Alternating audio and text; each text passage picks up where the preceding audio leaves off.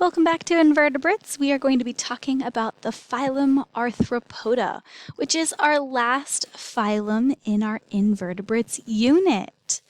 This phylum, or this word Arthropoda, means jointed foot. The prefix arthro, meaning joint, and poda, meaning foot. Animals in this phylum all have an exoskeleton, meaning they have their skeleton on the outside of their body. It's normally a hard covering, and every arthropod has this.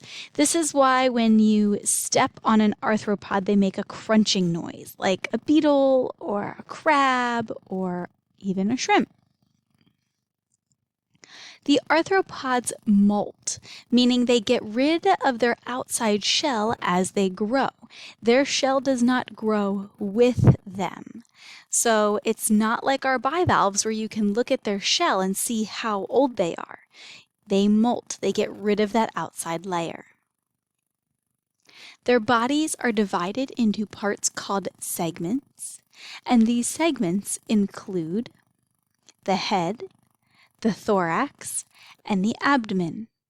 You can see our picture on the right, divvying up those regions, the head on top, the thorax in the middle, and the abdomen at the back. Looking at the insect from the side, you can see how the head, the thorax, and the abdomen are divided. Some arthropods have gills to take in oxygen. Some of them use tubes called tracheae. And others, like spiders, use book lungs. You can see in this picture on the right, that purple space is the book lung, and you can see the little hole behind it where the air enters. Arthropods often reproduce sexually with male and female organisms, but one exception is the barnacle, which is a crustacean, and it is a hermaphrodite, meaning that it has male and female reproductive organs on the same organism. Our examples or our classes in our phylum Arthropoda include class Crustacea, class Arachnida, class Myriapoda, and class Insecta. Let's watch this quick video called What is a Arthropod to kind of wrap up what we're talking about.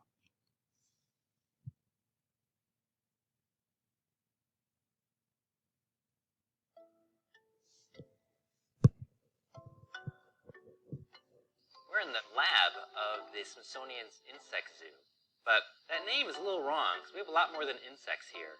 Technically, we are an arthropod zoo. So what is an arthropod? It's actually pretty simple. It's a group of animals with specific characteristics. The main one being a jointed leg or foot, and that's where the name arthropod comes from.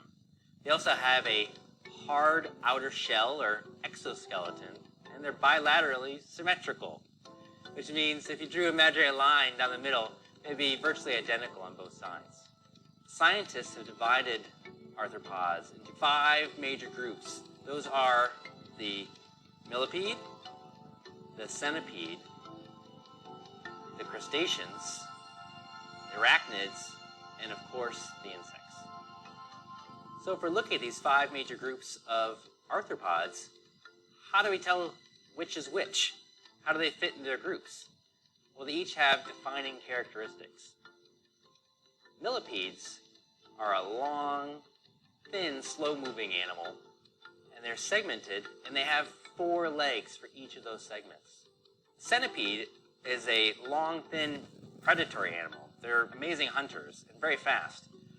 And their main characteristics, they have 2 legs for each of their body segments. The crustaceans have 10 or more legs in pairs.